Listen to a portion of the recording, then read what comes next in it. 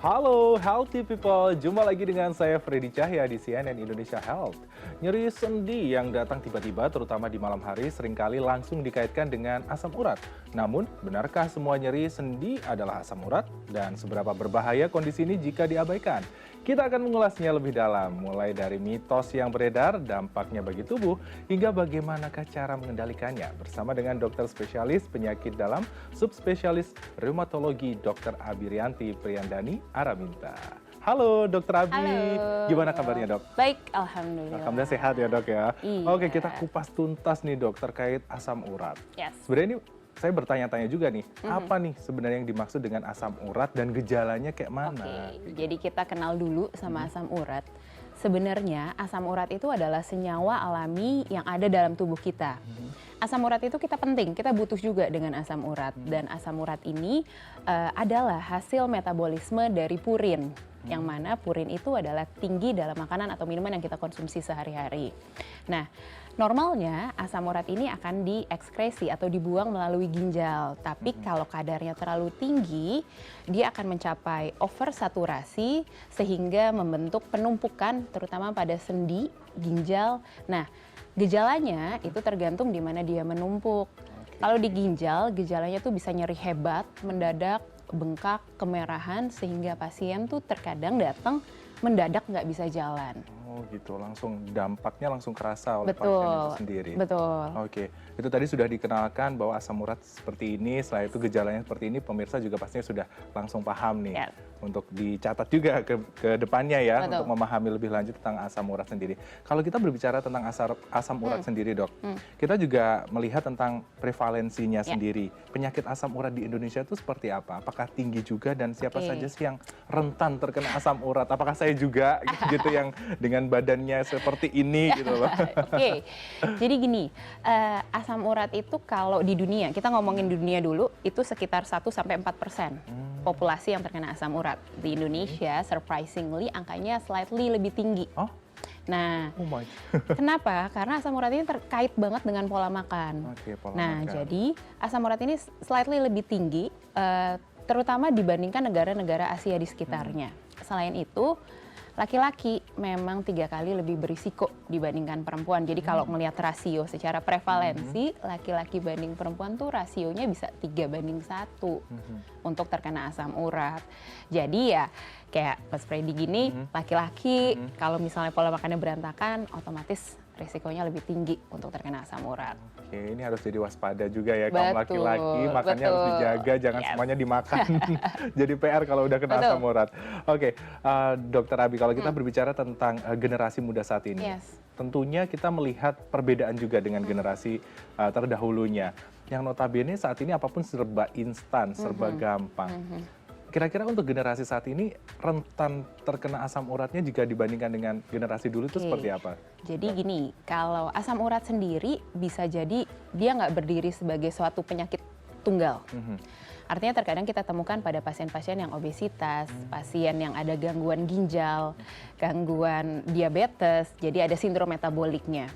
Nah, walaupun ada juga pasien yang memang secara badan kurus, nggak obesitas, nggak ada kencing manis, tapi kok ada asam urat karena ada faktor genetik di situ berperan.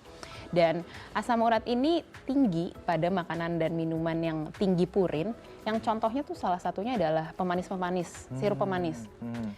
Generasi makin kesini tuh generasi yang mungkin kalau zaman dulu alkohol itu juga tinggi asam purin ya, sehingga meningkatkan risiko asam urat.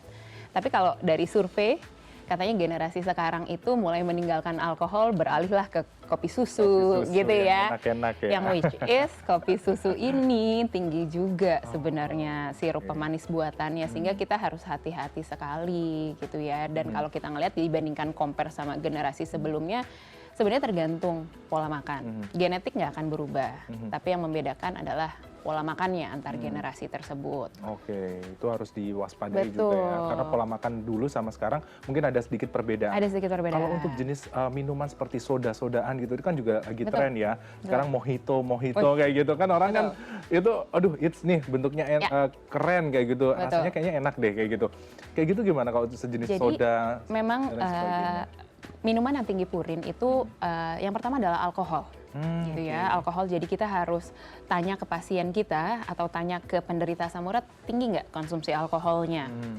Kedua, mungkin kalau di Indonesia ini nggak common ya untuk konsumsi alkohol yang terlalu tinggi gitu dan terlalu sering. Yang kedua adalah pemanis-pemanis sirup-sirup fruktosa gitu. Kita harus hati-hati karena kebanyakan sirup-sirup karamel, sirup perasa itu mengandung tinggi purin.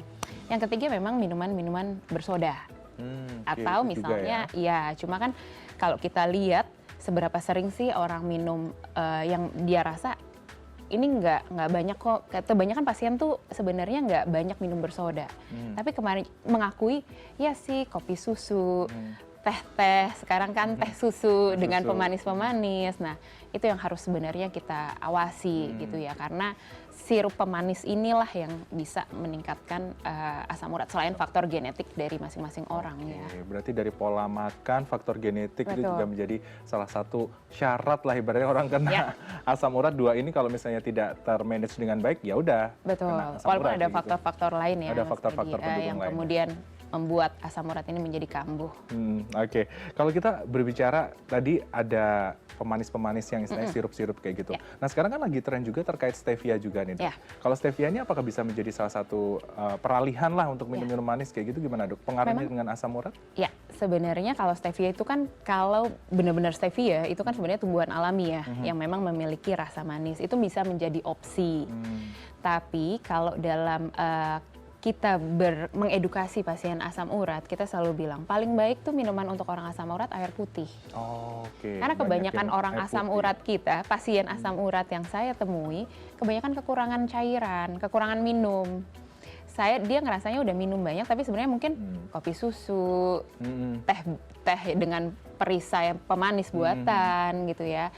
Padahal yang paling kita anjurkan adalah air putih supaya dia membantu pengeluaran asam urat dari ginjal.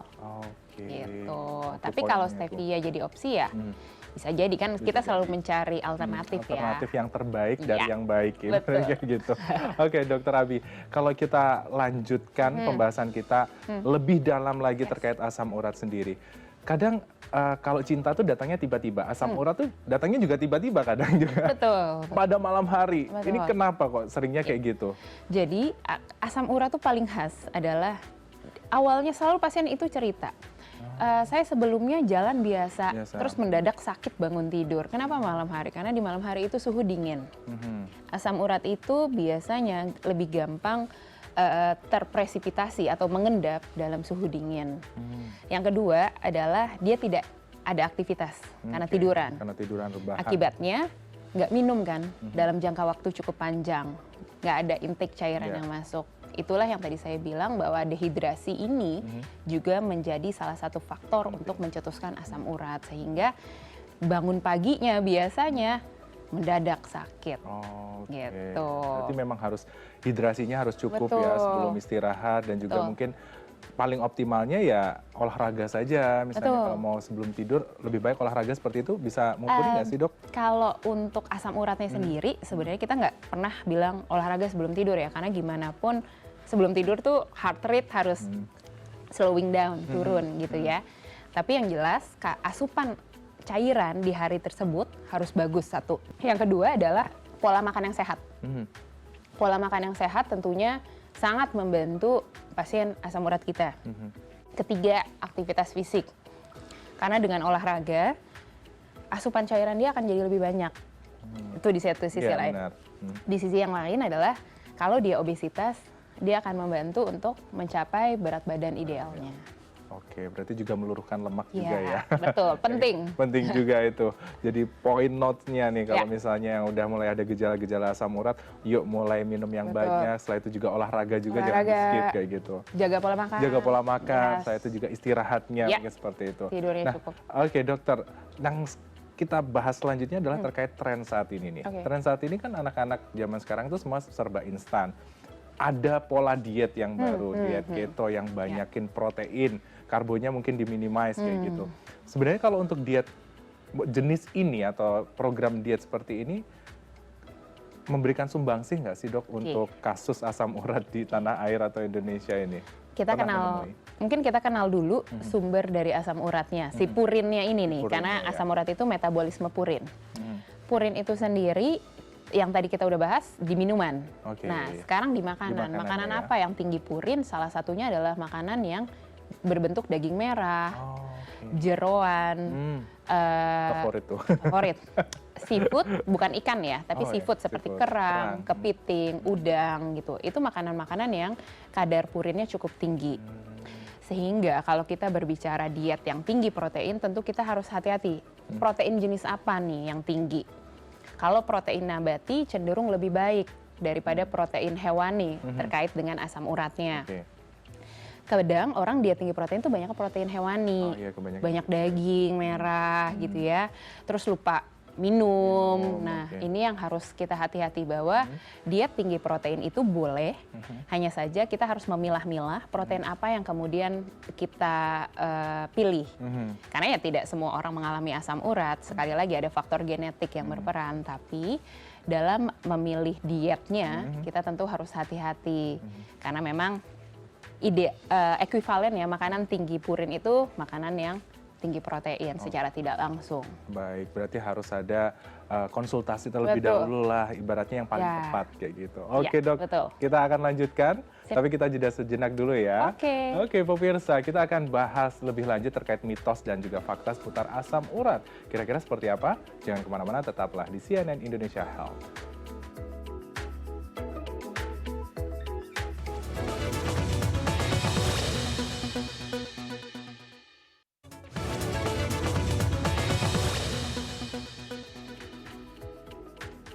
Anda masih menyaksikan CNN Indonesia Health dan saya masih bersama dengan Dr. Abirianti Priandani Araminta. Dr. Abi, Yes. sebelum kita bahas pertanyaan selanjutnya, kita bahas juga nih dok, terkait mitos dan fakta yang berkembang di tengah masyarakat. Oke. Dan ini sering disalahartikan kayak gitu.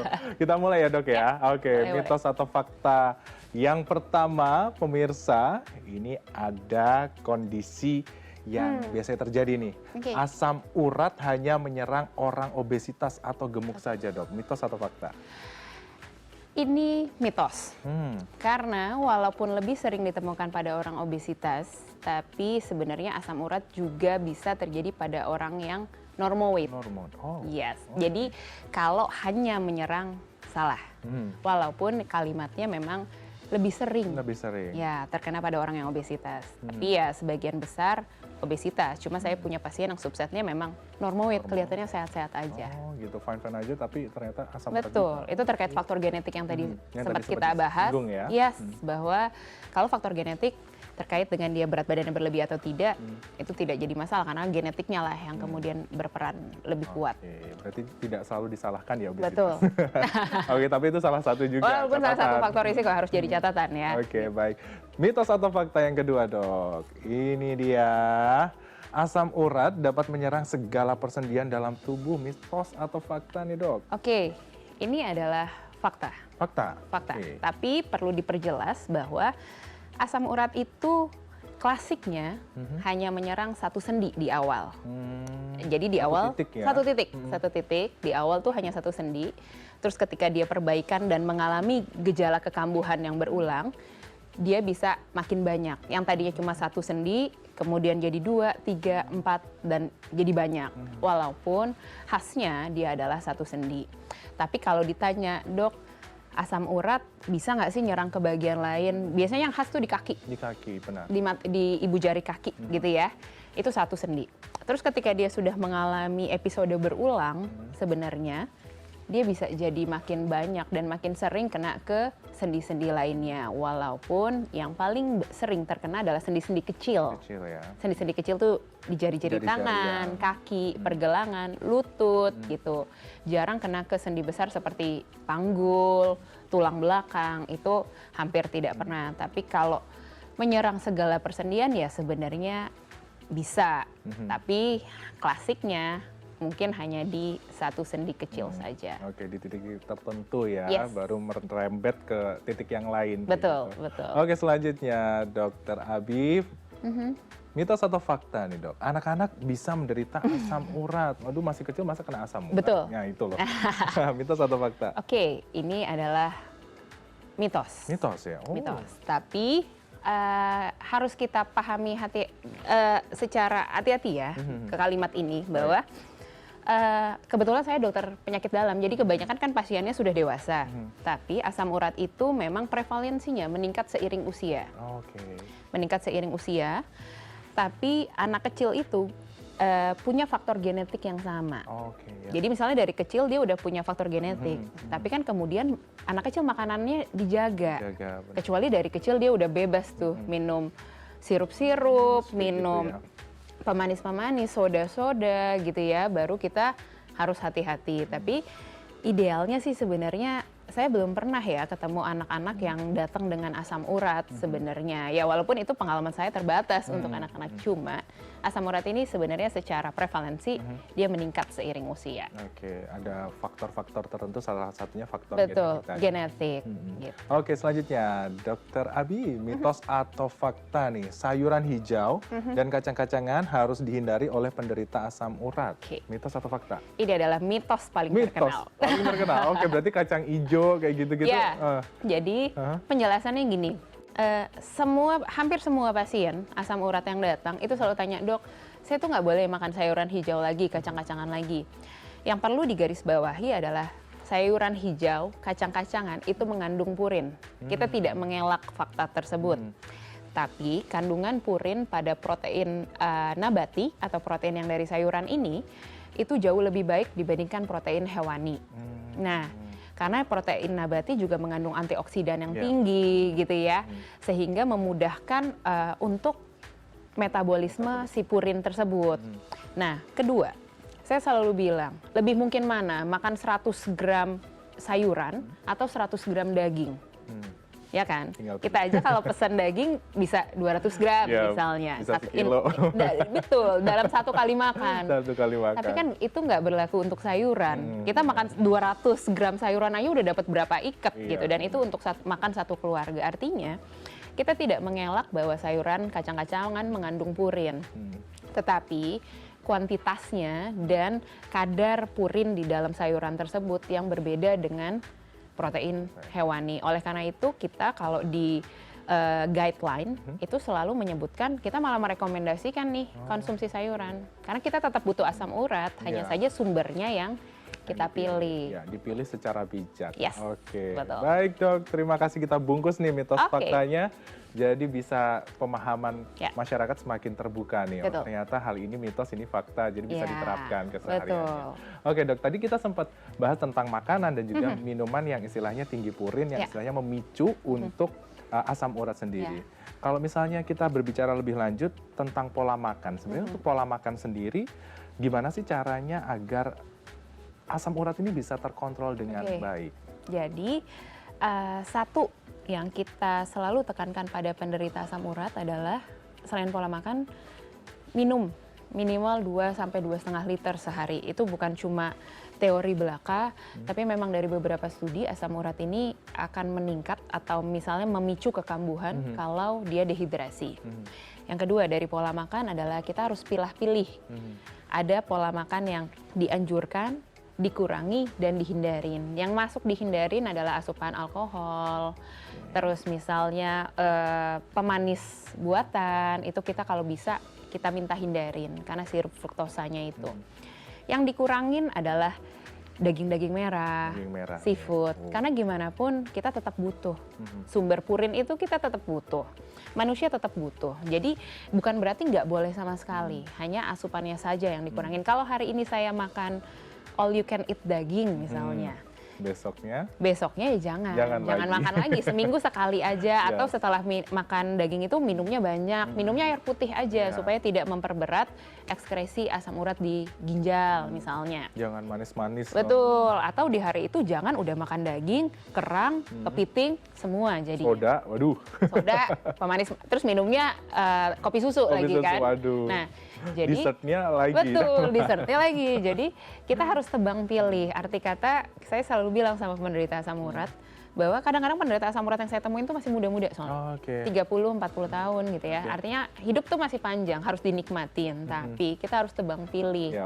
Kalau hari ini makan A, berarti besok nggak boleh, besoknya lagi nggak boleh. Alternate days kita selalu bilang. Jadi bukan berarti semua udah nggak boleh ya, tapi tetap di-manage. di-manage, dipilih-pilih. Dipilah dan juga dipilih. Dipilih, Oke. betul. Oke dok, kalau kita berbicara tadi sempat disinggung tentang pasiennya dokter. Yes. Ada pasien asam urat yang notabene itu pasti mengkonsumsi obat sebagian besar. Nah, ada yang mengkonsumsi obat tapi tiba-tiba udah sembuh nih, gejalanya udah hilang, jadi berhenti. Kayak gini tuh gimana dok? Ya. Impact-nya? Kita tuh selalu menyayangkan ya pasien yang kadang asam urat tuh kan bukan penyakit yang mengancam nyawa. Jadi orang tuh kadang menyepelekan penyakit ini. Padahal kalau udah kena dia tuh sakit banget. Datang pincang-pincang pakai kursi roda kadang gitu ya. Terus kalau udah perbaikan gagah banget, datang udah kayak nggak ada apa-apa gitu ya. Lalu saat itu kita berikan obat, penurun obat asam urat. Karena di awal-awal ya biasanya yang kita fokuskan adalah peradangannya. Jadi nyerinya kita kontrol dulu, setelah itu asam uratnya kita turunkan. Orang kadang-kadang jenuh. Ini asam urat mau sampai kapan nih saya makan obat kayak gini gitu kan. Terus kemudian menghentikan pengobatan sendiri. Padahal itu tidak disarankan karena menghentikan pengobatan sendiri berpotensi untuk meningkatkan kembali asam urat secara cepat. Sehingga itulah yang kemudian bisa memicu gout flare atau kekambuhan dari asam urat itu sendiri. Jadi kita benar-benar kalau udah terkontrol asam uratnya bagus ya lanjutin karena kan obat itu yang bikin bagus.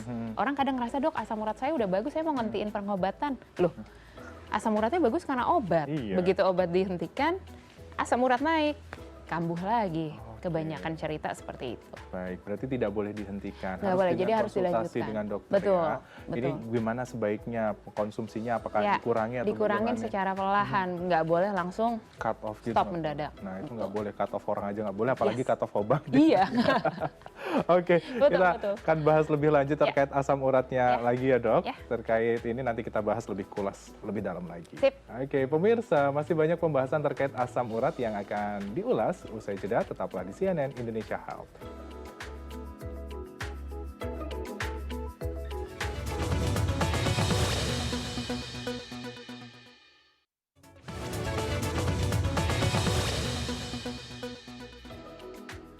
Pemirsa, Anda masih menyaksikan CNN Indonesia Health dan saya masih bersama dengan Dr. Abi Rianti. Halo Dr. Abi, kita bahas lebih lanjut nih terkait olahraga sekarang dok. Kalau misalnya olahraganya dioptimalkan, digaspol, ini perannya untuk memerangi asam urat ini seperti apa? Olahraga itu salah satu pilar yang penting ya dalam menata laksana asam urat. Saya selalu bilang jangan lupa olahraga gitu. Karena yang tadi kita bilang obesitas itu salah satu faktor risiko asam urat. Walaupun tidak selalu sekali lagi, tapi dengan adanya olahraga, lalu kemudian berat badan dia mendekati ideal, selalu kemudian dia juga terbiasa ketika olahraga itu kan kita haus konsumsi airnya juga jadi lebih banyak, metabolisme tubuhnya juga jadi lebih baik. Tentunya olahraga memiliki peran penting dalam asam urat, tapi harus hati-hati kalau lagi flare, lagi kambuh ya jangan dipaksa. Karena khawatirnya malah trauma, malah cedera gitu. Jadi saya selalu bilang kalau orang asam urat mau olahraga ya ketika udah nggak ada keluhan. Jangan ketika udah ada keluhan dia baru saya olahraga deh. Gitu. Karena malah rentan untuk cedera di saat itu. Jadi jangan dipaksakan. Jangan dipaksa. Jadi kondisinya pas benar-benar lagi fit, oke kita olahraga pelan-pelan aja, nggak perlu langsung gaspol ambisius kayak gitu, jangan ya. Pokoknya kondisi fisiknya harus dijaga. Nah, Dokter Abi, kalau misalnya kita lanjutkan terkait asam urat ini, masyarakat Indonesia itu kan harusnya perlu tahu, perlu paham juga. Gimana sih dok cara ngecek asam urat ini di rumah gitu loh. Kadang mereka suka bingung apakah harus ke puskesmas atau ke fasilitas kesehatan terdekat atau gimana sih dok? Kalau di rumah aja bisa nggak sih gitu? Jadi gini, asam urat itu penyakit yang sangat overdiagnosis. Jadi overdiagnosis itu artinya paling banyak dibilang ini pegel-pegel aja asam urat, gitu ya. Padahal nggak ada bengkak, nggak ada merah, nggak ada nyeri, cuma pegel-pegel. Dok katanya tetangga saya asam urat, gitu. Jadi dia ngecek asam uratnya, ternyata tinggi. Oh iya saya asam urat. Tapi harus di highlight bahwa yang tadi awal banget kita berbicara, asam urat itu gejalanya mendadak, nyeri, bengkak gitu ya, kemerahan. Nah, kalau misalnya ada gejala tersebut, plus memang pasien ini basicnya adalah ada kadar asam urat dari darah, yang terutama kita cek dari pembuluh darah besar, jadi bukan yang dari ujung kalau bisa. Kalau bisa memang kita ngambil darah, kita cek asam uratnya, nggak harus puasa. Jadi anytime itu bisa dilakukan pemeriksaan asam urat. Di atas 7, kalau laki-laki itu masuknya ke dalam penyakit asam urat. Tapi harus ada klinisnya nih. Gimana kalau pasien nggak ada klinisnya? Biasanya ke pasien-pasien MCU tuh, habis medical check up, asam urat saya 7,3 nih dok, tapi saya nggak pernah ada keluhan. Itu hanya sebutannya adalah kadar asam urat tinggi atau hiperurisemia. Tidak perlu ada tata laksana khusus, cuma modifikasi gaya hidup aja. Gitu. Jadi kalau ditanya gimana pemeriksaannya, harus hati-hati. Pertama, yang kedua, hati-hatinya tuh dalam menginterpretasinya. Apakah saya penyakit asam urat atau hanya kadar asam urat saya tinggi. Kalau pemeriksaannya sebenarnya cukup simpel, dari darah, kalau bisa memang dari pembuluh darah besar dulu yang diambil, bukan dari ujung. Yang ujung ini gunanya untuk memudahkan dalam monitoring saja, tapi untuk diagnosis kita selalu minta dari kapiler, jadi dari diambil darah, kayak kita ngambil cek lab biasa. Oke, berarti diagnosnya harus lebih dalam lagi ya. Betul. Jangan Dan interpretasinya. Interpretasinya juga harus dipahami secara benar dan juga tepat. Gitu. Betul. Oke, mungkin terakhir nih dok, apa nih pesan dokter untuk masyarakat Indonesia yang mungkin ada keluhan asam urat atau yang belum juga nih, agar lebih paham terkait kondisi asam urat ini harus diwaspadai apa saja pesannya dok? Jadi untuk para penderita atau jangan sampai calon penderita yang mengalami nyeri sendi yang mendadak hebat, yang tadinya saya bisa jalan, mendadak nggak bisa jalan, jangan malu untuk berobat. Karena bisa jadi itu adalah pertanda asam urat. Apalagi kalau di Indonesia, asam urat itu lebih banyak mengenainya sekarang trennya adalah di usia produktif. Usia 30 sampai 40 tahun, di mana lagi produktifnya tinggi gitu ya, aktivitasnya tinggi, mendadak dia nggak bisa jalan, jangan malu untuk berobat. Karena kadang orang ada yang malu nih, dok penyakit asam urat soalnya. Yang kedua adalah jangan malu untuk berobat. Berobat tuh dalam arti kata berobat jangka panjang. Jangan berpikir bahwa asam urat ini ya udah lewat masa nyerinya, jadi saya nggak perlu lanjutin pengobatan. Itu tidak demikian, karena asam urat kalau tidak ditangani dengan baik, dia dapat menyerang selain sendi, dia juga bisa menyerang ginjal. Jadi komplikasinya bisa kemana-mana. Nah, ini kita harus hati-hati bahwa kadang pasien itu punya keengganan untuk lanjut berobat, cuma masalah asam urat aja kok saya ketemu dokter terus gitu ya. Padahal angka menunjukkan bahwa penderita asam urat itu datang begitu nyeri aja. Jadi begitu udah nggak nyeri, dia hilang. Nah, akibatnya putus pengobatan karena asam urat itu banyak. Sehingga yang saya pesankan adalah waspadai penyakit asam urat, dan apabila sudah terdiagnosis, jangan malu dan jangan sungkan untuk berobat dalam jangka panjang. Mungkin itu sih. Poinnya, pesannya dicatat ya pemirsa, jangan malu, jangan sungkan untuk berobat, karena itu salah satu pesan yang bisa menjadi salah satu pengingat juga ya untuk masyarakat. Nggak boleh sungkan-sungkan untuk berobat, apalagi kalau udah terdiagnosis asam urat. Nggak boleh denial lah. Nggak boleh denial, betul. Baik, terima kasih Dr. Abirianti atas insight dan juga penjelasan yang sangat luar biasa ini. Semoga bisa menjadi pencerahan juga bagi seluruh masyarakat, tidak hanya yang muda ataupun juga yang tua, tapi khususnya generasi saat ini sih, biar lebih aware terkait kesehatan. Terima kasih, salam sukses dan sehat untuk Dr. Abirianti. Ya, pemirsa, demikian CNN Indonesia Health edisi kali ini. Saya Freddy Cahya pamit, Healthy People, Healthy Life. Sampai jumpa.